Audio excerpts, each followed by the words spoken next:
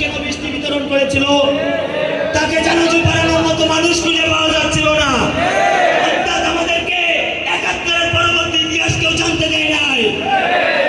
৭১-এর পরবর্তী সময় সেই তথাকথিত দেশে আইডল মানুষটি বাকশাল কায়েম করে একটা দেশকে একটা পরিবারের শাসন জারি করার চেষ্টা করেছিল।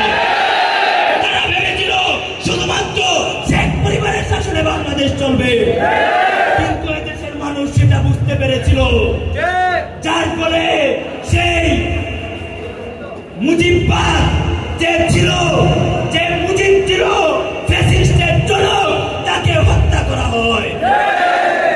শুধুমাত্র কি এদেশ স্বাধীন করেছে মুজিব?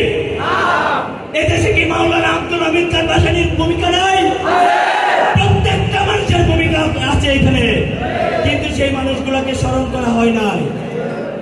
এজন্য আপনাদের কাছে এই ২৪শে জুলাই অভ্যুত্থানের ইতিহাস পরিষ্কার হওয়া প্রয়োজন। আপনারা দেখেছেন